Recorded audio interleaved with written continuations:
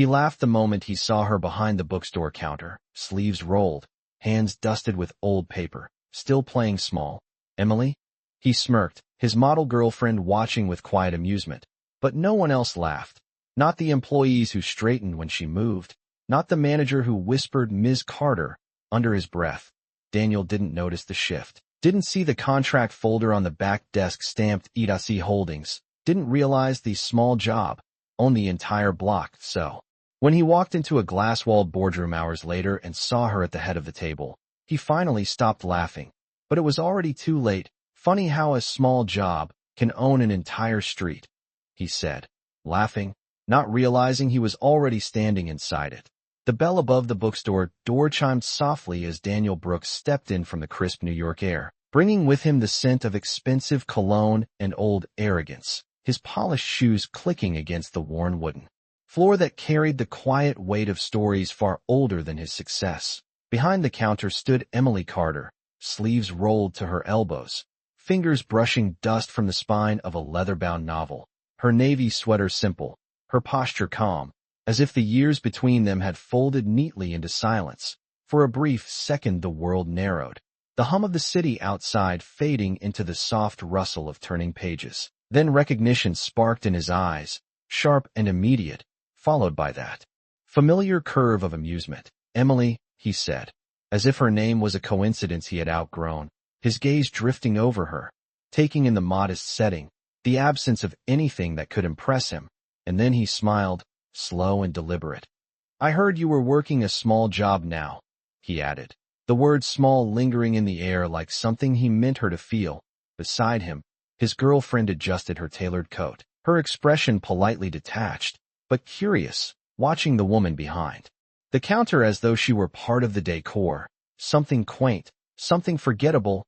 Emily didn't flinch, didn't rush to explain, didn't offer the version of herself he expected to see. Instead, she closed the book gently, her fingers lingering for just a second longer than necessary, as if grounding herself in something real, something he could never take away again. "Good to see you, Daniel," she said, her voice even, steady in a way that didn't invite conversation or apology, just acknowledgement, and that unsettled him more than anger ever could. He let out a short laugh, louder this time, glancing around as if to make sure the room understood the difference between them. "You always aimed low," he said, shaking his head slightly, the words casual, but sharpened by memory, the kind that used to land exactly where he intended. But this time, the room didn't react the way he expected. One of the employees near the back straightened subtly, another paused mid-step, their attention shifting not to him, but to her, and somewhere behind the counter, a man in a pressed shirt lowered his voice just enough to say, "Miss Carter," before stepping aside. Daniel didn't notice, or maybe he chose not to, because it didn't fit the story he had already written in his mind, the story where she stayed small so he could feel large. Emily reached for a receipt, her movements unhurried, controlled, as if time itself had learned to follow her pace. And for a fleeting moment, something flickered behind her eyes, not pain, not regret, but something quieter, something stronger, something earned. She handed a customer their purchase, offered a small nod, and returned her attention to the space around her, as if Daniel's presence was just another passing detail, not the center of anything anymore. And that was when the shift happened, subtle, almost invisible, but undeniable, because the laughter that filled the room belonged only to him, and everyone else seemed to be waiting for something he couldn't yet see, something just beneath the surface, something that was already moving, already unfolding. And as Daniel turned toward the door, still smiling, still certain, he had no idea that every step he took away from that counter was leading him straight into a room where she wouldn't be standing behind it, but at the head of the table. And by the time he realized it, the word small would no longer belong to her at all. The door closed behind Daniel with a soft chime that seemed to linger longer than it should have, as if the space itself was holding on to something he had already dismissed. Emily stood still for a moment, her fingers resting lightly against the edge of the counter, the faint scent of aged paper and polished wood wrapping around her like a quiet armor.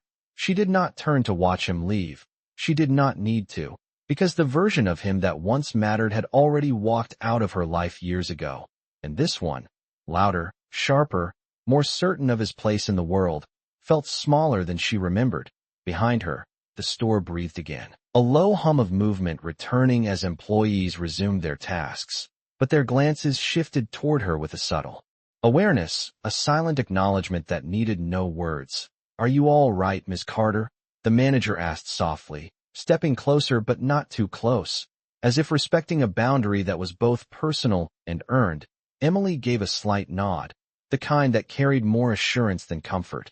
"I am exactly where I need to be," she replied, her voice calm, not defensive, not fragile, just certain. And that certainty had not come easily.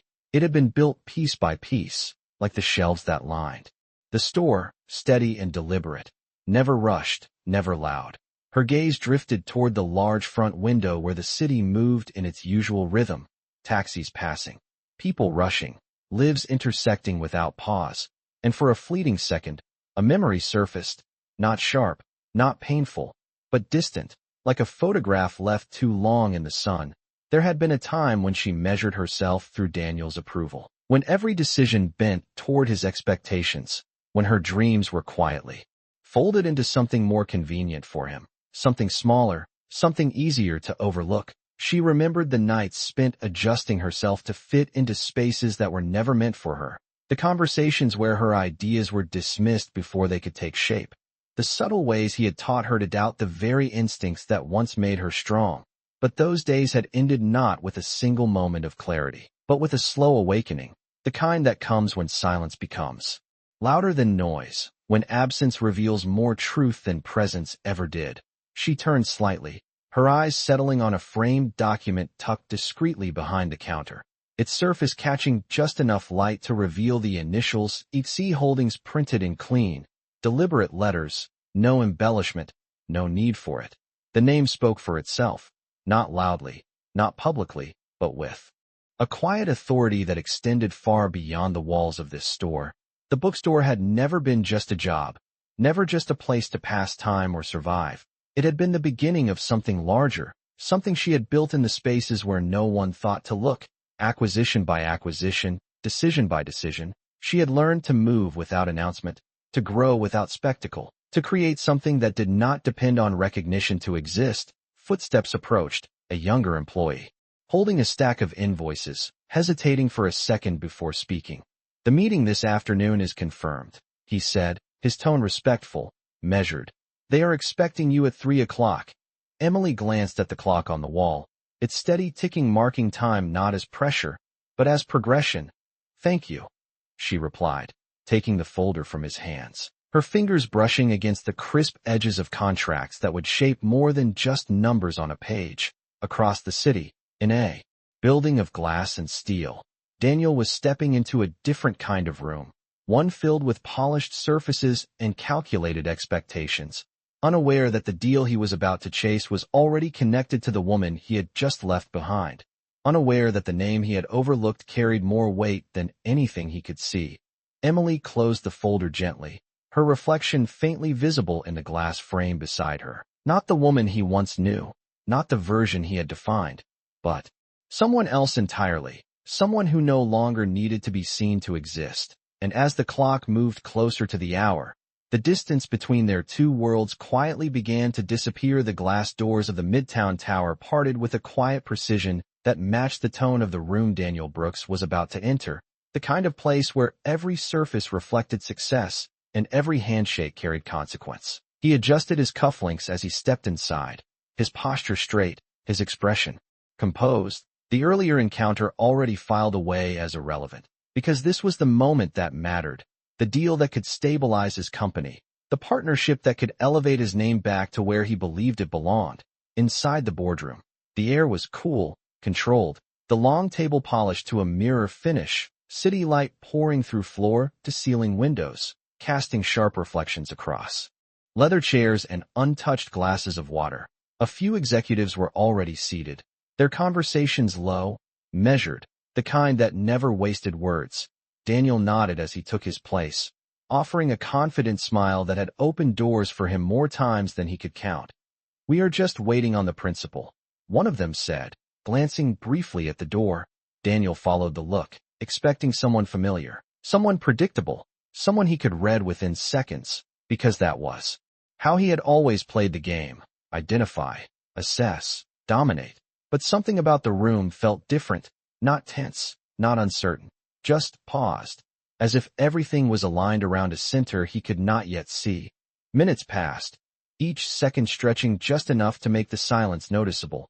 Daniel leaned back slightly, masking impatience with ease, his mind already rehearsing numbers, projections, the version of himself he would present. Then the door opened, not loudly, not dramatically, just enough to shift the air. Footsteps followed, steady, unhurried, and for a moment, no one spoke, because recognition does not always arrive as a shock. Sometimes it unfolds slowly, like a realization the body understands before the mind does. Daniel turned, the movement instinctive, almost casual, until it was not, until the figure stepping into the room resolved into something impossible to ignore. Emily Carter, not behind a counter, not framed by shelves of books, but walking forward with a quiet certainty that seemed to reshape the entire space around her. Her navy blazer fitted perfectly, her presence measured, composed. The same calm he had dismissed now carrying a weight he could not explain. No one introduced her immediately, because they did not need to. The way people shifted, the way chairs subtly aligned, the way attention moved toward her without hesitation said everything.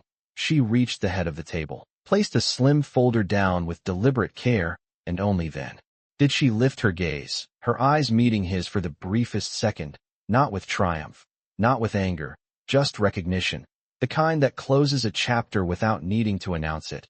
"Shall we begin?"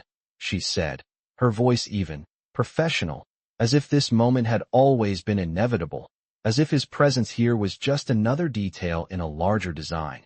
Daniel felt something unfamiliar settle in his chest, not doubt, not fear, but the quiet collapse of an assumption he had never questioned, because the narrative he had carried into this room no longer fit the reality in front of him. This small job he had laughed at was no longer a story he could tell. It was a fact he could not undo. And as the meeting began, numbers and projections laid out with clarity and control, one truth became impossible to ignore. The power in the room had shifted long before he walked through the door. He just had not known it yet. The room did not react with shock. Not openly, not in the way movies might suggest, but something shifted in the silence, subtle and undeniable, like a current beneath still water. Daniel sat straighter without realizing it, his fingers tightening slightly against the polished edge of the table as Emily began to speak, her voice steady, precise, each word placed with intention, not rushed, not embellished, just clear. Act-II Holdings has reviewed your proposal, she said, glancing briefly at the documents before her, not because she needed to read them, but because she understood the rhythm of control, the importance of pacing, the way silence between sentences could hold more weight than the sentences themselves. Daniel listened, but not the way he usually did, not with the confident detachment of someone preparing his next move, but with a growing awareness that the structure of this meeting did not belong to him. The numbers appeared on the screen, projections laid out in clean lines, market expansions, acquisition, strategies, all of it familiar territory, yet somehow positioned in a way that made his own contributions feel smaller, not irrelevant, but contained, as if they existed within a framework he had not built. He cleared his throat, leaning forward slightly, reclaiming what he could. "We are prepared to scale aggressively within 12 months, he said, his tone measured, controlled. The version of himself that had always worked before. Emily nodded once, acknowledging the statement without interruption, and that was where the difference lived. She did not challenge him, did not undermine him. She simply let the words settle, and in that settling, their limitations became visible without her needing to point them out. "Aggressive growth requires stable infrastructure," she replied calmly, her gaze lifting to meet his again, not lingering, just enough. "And stability requires ownership of more than projections." The room absorbed that, not as criticism, but as fact. Daniel felt it, the quiet redirection, the shift from his narrative to hers, and for the first time since he had entered, he was not entirely certain where the next step would land. Around the table, executives exchanged brief glances, not surprised, not impressed, simply aligned. as if this outcome had been expected long before he arrived. Emily turned a page in her folder, the soft sound cutting cleanly through the space. "We are not interested in partial involvement," she continued, her tone unchanged. E.C. Holdings operates with full control over its investments. The word control settled differently this time. Heavier, more defined. Daniel's mind moved quickly, recalculating, adjusting, searching for leverage, but every angle he considered seemed to trace back to the same point. Her. The woman he had reduced to something smaller just hours ago. The woman now defining the terms of a deal he needed more than he wanted to admit. He forced a small smile. The kind that suggested flexibility. "Control can be negotiated," he said, carefully, but even as the words left him, they felt thinner than usual. Emily did not respond immediately. She allowed the silence to return, not awkward, not tense, just present, and in that space, the truth became clearer than any argument. When she finally spoke, her voice was softer, but no less firm. "Not this time," she said. And it was not rejection, not confrontation. It was simply a boundary, clean and immovable. Daniel leaned back slightly. The motion almost imperceptible, but it marked a shift he could not disguise, because for the first time, he was not leading the conversation, he was following it. And as the meeting continued, details unfolding, terms being outlined with quiet precision, one realization settled deeper than the rest. This was never a negotiation he controlled. It was a decision she had already made, and he was only now beginning to understand where he stood within it. The meeting did not end with raised voices or dramatic conclusions. It ended the way power often reveals itself, quietly, with signatures deferred and decisions implied. As the final slide faded from the screen and the room settled into a composed stillness, Daniel remained seated a fraction longer than the others, his gaze fixed on the documents in front of him, as if the numbers might rearrange themselves into something more favorable. But they did not. They held their shape, firm and unmoving. Much like the woman who had just redefined the entire negotiation without ever raising her voice. Around him, chairs shifted softly, executives gathering their folders with practiced efficiency, a few offering polite nods in Emily's direction before exiting, not out of obligation, but respect, the kind that cannot be requested, only earned. Emily closed her folder with a gentle motion, her attention already moving forward, already beyond this room, as if the outcome here was just one step in a much larger design. Daniel finally stood, smoothing the front of his suit, the gesture automatic, an attempt to restore a sense of control that felt less certain than it had an hour ago. "Emily," he said, his voice measured, but lacking the ease it once carried. She paused, turning slightly, giving him her attention without offering more than that. No warmth, no distance, just presence, and that made the moment sharper, more defined. "I did not realize," he began, the words slower now, chosen with care, as if each one needed to justify its place. But the sentence did not finish itself, because realization is rarely something that can be explained in a single line. She watched him for a brief second, her expression unchanged, then gave a small nod, not in agreement, not an acknowledgement of his past, but simply to allow the moment to pass. "You did not need to," she replied, her voice calm, steady, the same tone she had carried throughout. But now it held something more, something final, as if this conversation, like everything else between them, no longer required resolution. He let out a quiet breath, almost a laugh, but without humor, because for the first time, he was not certain what role he played in her story anymore. Once, he had been the center, the measure, the standard by which she evaluated herself. Now he stood outside of it, looking in, and finding no place to stand.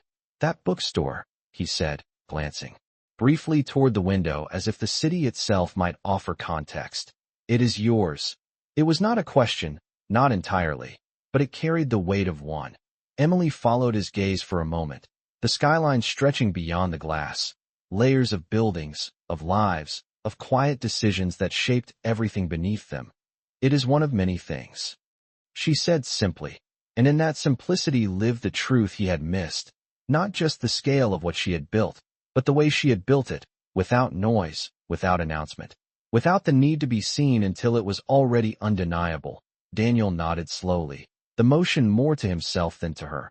Because understanding does not arrive all at once. It unfolds, piece by piece, until the full picture can no longer be ignored. Emily turned then, not abruptly, not dismissively, just with purpose, walking toward the door with the same steady rhythm she had carried from the beginning. Each step quiet, controlled, certain. She did not look back. She did not need to, because everything that needed to be seen had already been revealed. And as the door closed behind her, leaving Daniel alone in the reflection of glass and polished surfaces, one thought remained, clear and inescapable. The life he had once defined as small had grown beyond anything he could measure, and he had only just begun. To understand how little he had ever seen the elevator ride down felt longer than it should have. The quiet hum of descent filling the space Daniel occupied alone. His reflection staring back at him in the mirrored walls, composed, polished, unchanged on the surface, yet something beneath that image no longer aligned. As if the version of himself he had relied on for years had shifted just enough to reveal its limits. He adjusted his tie again, a habitual motion that no longer anchored him the way it once did, because control, he was beginning to understand, was not something you could simply wear. Outside, the city greeted him with its usual urgency. Car horns in the distance, footsteps moving with purpose along the sidewalk, the rhythm of a world that did not pause for realization. He stepped onto the pavement, the late afternoon light casting long reflections across glass and steel, and for a moment, he stood still, not because he had nowhere to go, but because where he thought he was going no longer felt certain. His phone buzzed in his hand, a message from his assistant, numbers, updates, questions waiting for answers, the familiar structure of his life attempting to pull him back into place. But the numbers now felt incomplete, like a language missing key pieces. He glanced up at the building. Behind him, the one he had entered with confidence and left with something quieter, something less defined, Emily's presence still lingering in his mind, not as a confrontation, not as a victory, but as a fact he could not adjust to fit his narrative. He began walking, his pace slower than usual, the city stretching around him in layers he had always believed he understood, yet now seemed different, less predictable. A memory surfaced, uninvited but clear, a night years ago when Emily had stood in their kitchen, speaking about an idea, something small, something he had dismissed without much thought, his focus elsewhere, his attention fixed on what he believed mattered more. He had laughed then too, not loudly, not cruelly in his mind, just certain that he knew better, certain that she would follow the path he had already outlined, and she had, for a while, until she did not, until the quiet spaces he ignored became the places she built from, until the things he overlooked became the foundation of something he could not see until it was too late to understand it fully. He stopped at a crosswalk, the red hand glowing against the darkening sky, people gathering beside him, strangers moving in parallel directions, each carrying their own stories, their own unseen progress. He wondered, briefly, how many of them were standing at the edge of something they had not yet recognized, how many had already moved beyond the versions of themselves others still believed in. The light changed, the crowd stepped forward, and he moved with them, not leading, not following, just part of the flow. His phone buzzed again, but he did not check it this time, because for the first time in a long while, the urgency of his world felt quieter than the realization forming beneath it. Emily had not argued, had not explained, had not needed to prove anything, and that absence of effort carried more weight than any confrontation ever could. He exhaled slowly, the sound lost in the movement of the city, and as he continued walking, one thought settled with a clarity that did not need confirmation. The life he had once measured as small had never been small at all.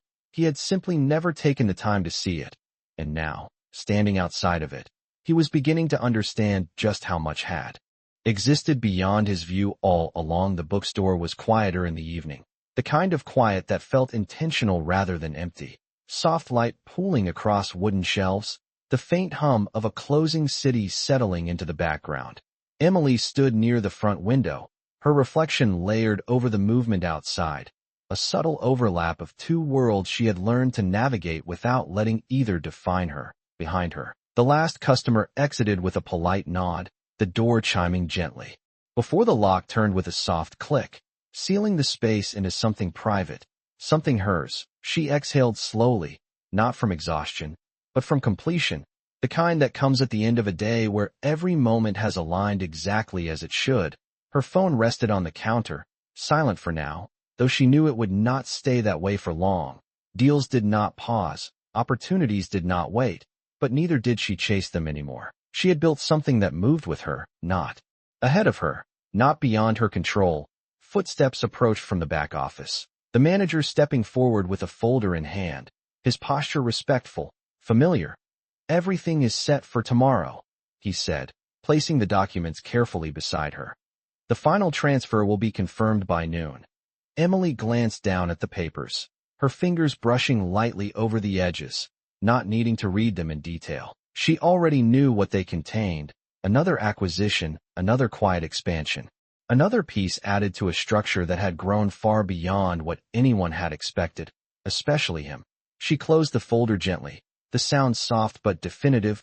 "Good," she replied, her voice calm, measured, the same tone she had carried through every step of this process. Because control, she had learned, was not about force, it was about consistency, about knowing when to move and when to remain still. Her gaze drifted back to the window, the city lights beginning to flicker on one by one, a pattern she had come to recognize not as chaos, but as rhythm. Somewhere out there, Daniel was still moving through his world, still trying to place what he had seen into something that made sense to him. But she no longer needed to anticipate his understanding, she no longer needed to exist within his perception at all, and that realization did not come with triumph. It came with something quieter, something steadier, freedom. She reached for her coat, slipping it over her shoulders with an ease that spoke of routine, not performance, the kind of movement that did not seek attention, only continuation. As she turned off the lights, the bookstore dimmed into a soft shadow, shelves fading into silhouettes, the space resting until morning. But even in the dark, its presence remained, solid, unshaken, hers. Outside, the air carried a faint chill, the kind that sharpened the senses, made each breath more deliberate. She stepped onto the sidewalk, the city stretching out before her, not as something to conquer, but as something she had already learned to shape in her own way. Her phone buzzed then, the screen lighting up with a name she recognized instantly, a number tied to something larger, something that extended beyond even what she had built so far. She paused for a fraction of a second before answering, her expression unchanged, her voice steady.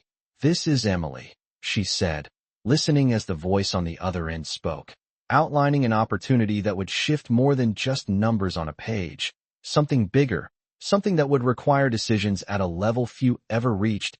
She did not respond immediately. She never did. Silence, she had learned, was where clarity formed, and as she stood there, the city moving around her, the future unfolding in measured steps, one truth settled quietly into place: the life she had built was no longer something that could be overlooked, not by him, not by anyone, and whatever came next, it would not be small. The city felt different when a decision had not yet been spoken, as if every passing light and distant sound carried the weight of something waiting to be chosen.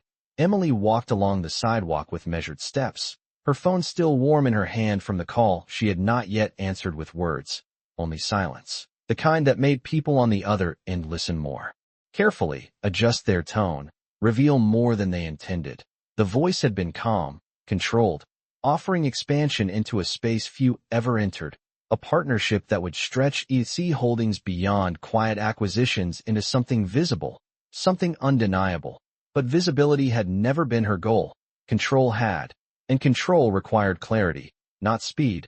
She paused at the corner, the glow of a streetlight casting a soft gold across her coat, traffic moving steadily past, the rhythm of the city unchanged by the shift unfolding within her.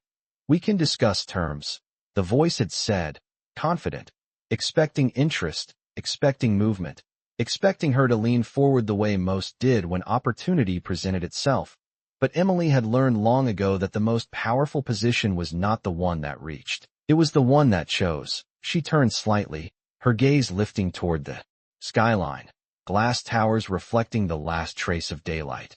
each window holding a fragment of someone else's story, someone else's urgency. And for a moment, she allowed herself to remember, not the pain, not the struggle, but the quiet nights where nothing had been certain, where each decision carried risk without guarantee, where she had moved forward not because she knew the outcome, but because standing still had never been an option. That version of her had not disappeared, it had simply evolved, refined into something sharper, something steadier, something that no longer needed to prove itself to anyone. Her phone buzzed again. The same number, persistent but not impatient, as if even they understood that timing belonged to her now.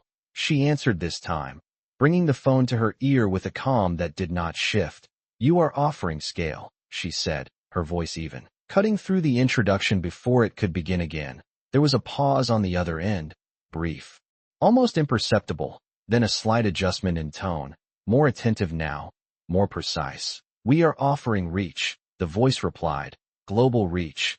Emily listened, but she did not move, did not step closer to the edge of what was being presented, because she understood something they did not. Reach without direction was just expansion, and expansion without control was just noise. "And what do you expect in return?" she asked, not as a challenge, not as hesitation, but as clarity. The answer came quickly. Numbers, percentages, influence framed as partnership, terms designed to sound balanced while shifting power in ways that only revealed themselves over time. She closed her eyes for a brief second, not to escape, but to see more clearly, to remove the distraction of presentation and focus only on structure. When she opened them again, the city remained the same, but her position within it felt more defined. "I will review the full proposal," she said, her tone unchanged, offering nothing more, nothing less. Another pause followed, longer this time, as if the person on the other end was recalculating, recognizing that whatever they had expected from this call, it was not this. "Of course," they replied, their voice carrying a new layer of respect, one that had not been present at the beginning, because power, she knew, was not in what you accepted, it was in what you could walk away from without hesitation. She ended the call without ceremony, lowering the phone slowly, her reflection faintly visible in the glass of a nearby storefront. Not the woman he had laughed at, not the one who had once stood in the shadow of someone else's certainty, but someone entirely different, someone who no longer needed to be seen to be understood. And as she resumed walking, the future did not feel like something approaching. It felt like something she was already shaping, one decision at a time. Morning arrived. Without announcement, a soft gray light filtering through the glass walls of Emily's office, casting long reflections across the polished floor, the city still stretching awake beneath her. Unaware of the decisions already forming above it, she stood near the window, a tablet resting in her hands. The proposal opened before her, lines of text precise, structured, designed to impress. But she was not reading for presentation. She was reading for intention, every clause, every percentage, every carefully chosen word revealing not just what was being offered, but what was being taken.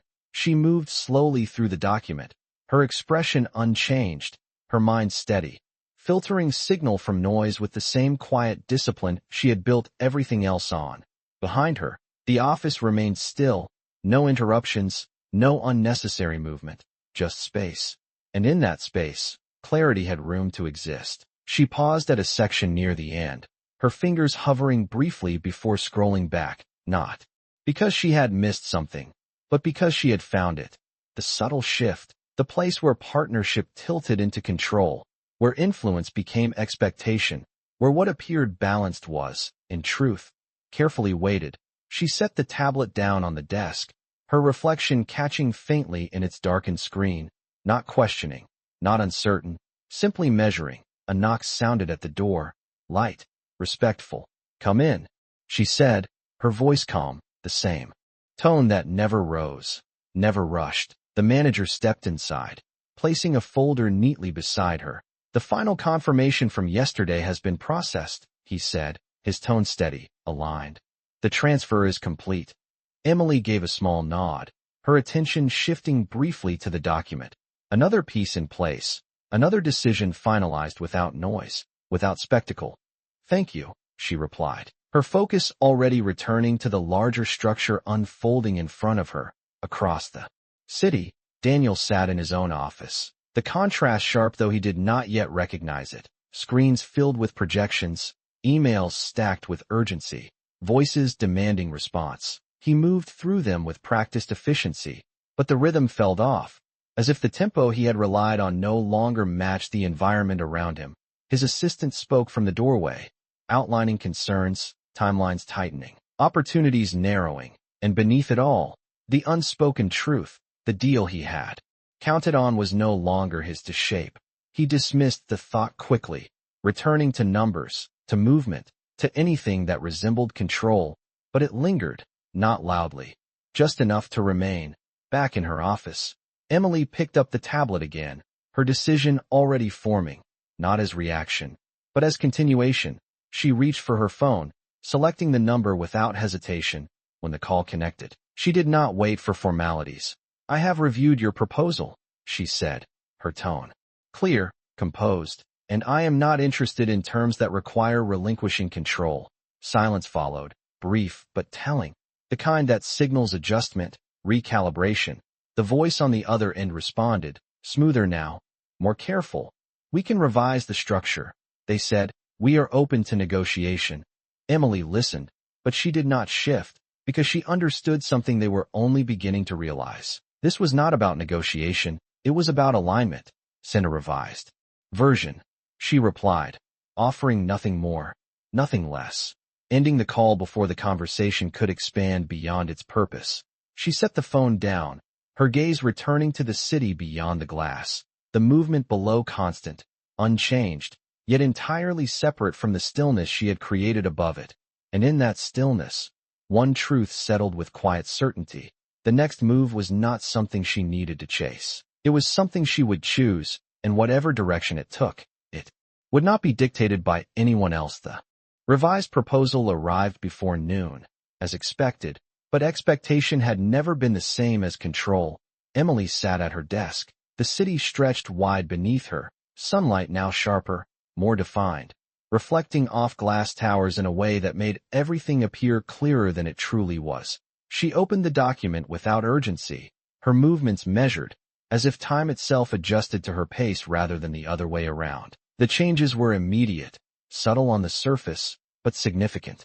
Beneath, percentages shifted, clauses softened, language refined to appear more balanced, more collaborative. But she did not read for what was written, she read for what remained unchanged, because that was where truth lived. Her eyes moved steadily across the page, pausing only when something aligned too neatly, when intention hid behind precision, and there it was again, not as obvious as before, but present, the quiet attempt to anchor influence in ways that would only reveal themselves. Later, she leaned back slightly, not in hesitation, but in confirmation, because this was no longer a question of whether the offer was viable. It was a question of whether it fit within the structure she had already built. Across the city, Daniel stared at his own screen. The same revised proposal opened before him, but his view was different. Where she saw structure, he saw opportunity slipping. Where she saw control, he saw conditions tightening. His fingers hovered over the keyboard, emails half-written, responses delayed, because for the first time in a long time, he did not know which move would regain ground. His assistant spoke again from across the room, outlining risks, reminding him of timelines, but the words blurred into something less distinct, because the certainty he had relied on was no longer enough to guide him forward. Back in her office, Emily closed the document slowly, the sound soft, but decisive. She did not need to reread it, did not need to consult, because the answer had already formed before the revisions had even arrived. She reached for her phone, dialing the number with the same calm precision she carried into every decision.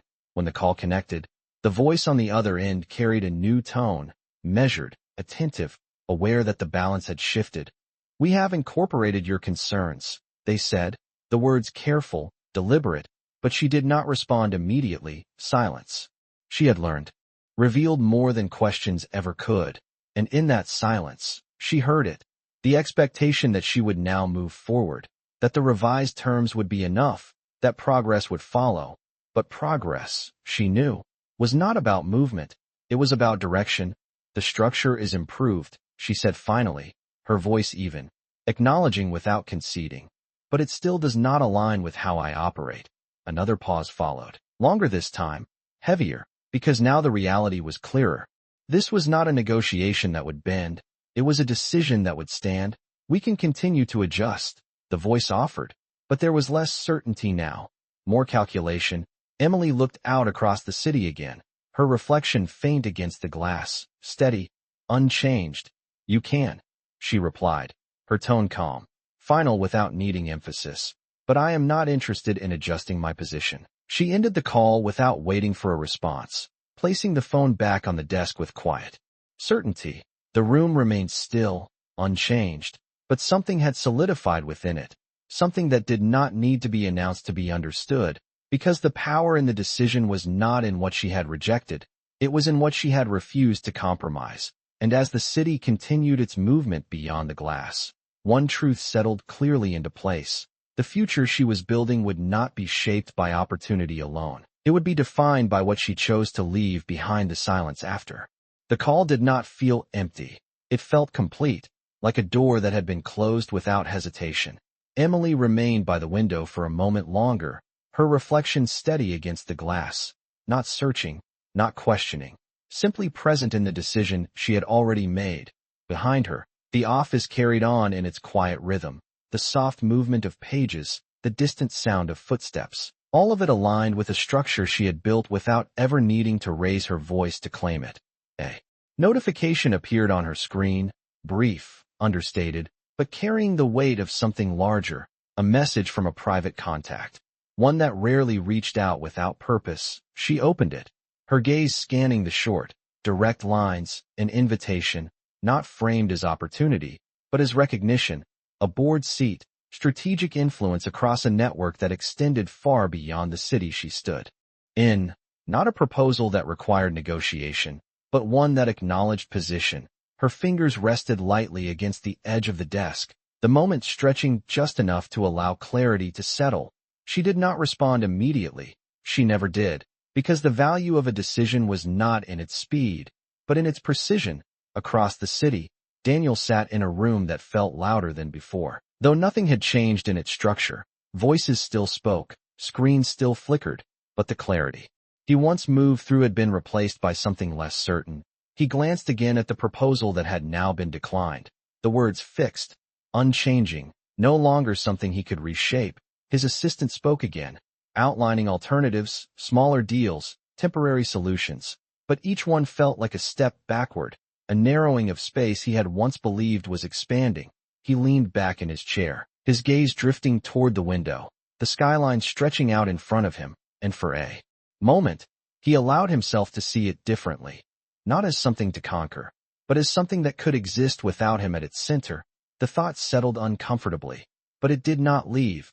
Back in her office, Emily finally moved, her hand reaching for the phone once more, but not to return the call she had ended, not to revisit what she had already declined.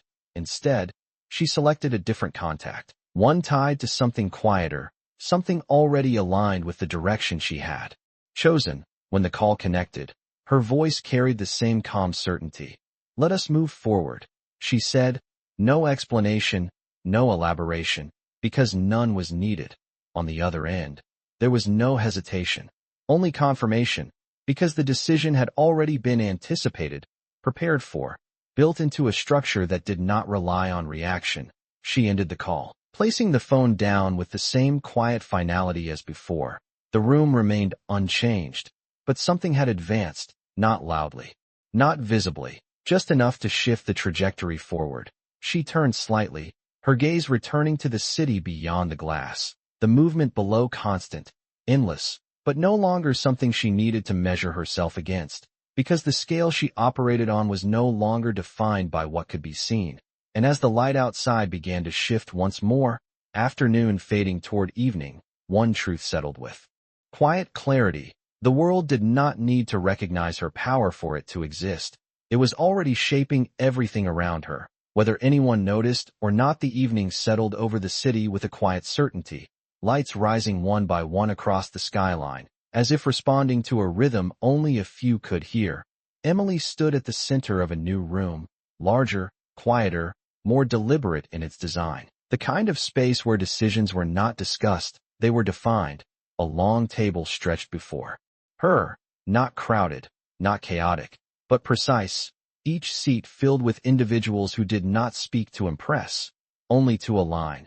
The atmosphere carried no tension, only focus, because everyone present understood the weight of what was about to unfold. A screen illuminated at the far end, projections not of possibility, but of execution, timelines already mapped, outcomes already anticipated. Emily moved forward with the same measured pace she had carried from the beginning, her presence neither announced nor questioned, simply acknowledged. She took her seat at the head of the table, not as a position claimed, but as one already established. "We proceed as planned," she said, her voice calm, steady, and that was enough. No elaboration, no need to persuade. Because persuasion belongs to uncertainty, and there was none here. Across the city, Daniel stood in a space that felt increasingly unfamiliar despite its familiarity. Conversations continued around him, deals discussed, strategies debated, but each one felt smaller now, not because they had changed, but because his perspective had. He glanced at a report on his desk, numbers that once signaled growth now reading as limitations, projections that once felt ambitious now appearing contained. His assistant spoke again, outlining another potential partnership, but the words carried less weight, less direction. Because the center he had relied on was no longer stable, he moved to the window, his reflection faint against the glass, the city stretching beyond, vast, indifferent, continuing without pause. And for the first time, he did not see it as something he could shape at will. He saw it as something that required more than ambition to navigate. Back in her world, Emily listened as each voice at the table contributed, not competing, not overlapping, but building. Each statement adding structure to a plan that had already begun long before this meeting. She did not interrupt, did not rush. She allowed the rhythm to form. Because leadership, she had learned, was not about speaking the most. It was about knowing when silence carried more authority than words. A document was passed to her. Final confirmations, signatures waiting not for approval, but for acknowledgement. She reviewed it briefly, not searching for errors, but confirming alignment. Then she signed, the motion simple, unremarkable, yet definitive, because in that moment, something shifted beyond the room, beyond the city, something that would unfold in ways most would never trace back to this quiet decision. She placed the pen down, her gaze lifting slightly, meeting the room not as individuals, but as a unified direction. "Begin," she said, and just like that, it was done. No applause, no announcement, only movement. Precise and immediate, because power does not wait to be recognized. It acts, and as the meeting concluded, the room returning to stillness, one truth settled clearly into place. The life she had built had moved beyond reaction, beyond proving anything to anyone. It had become something else entirely, something that shaped outcomes without needing to be seen, and somewhere across the city, the consequences of that quiet shift had already begun.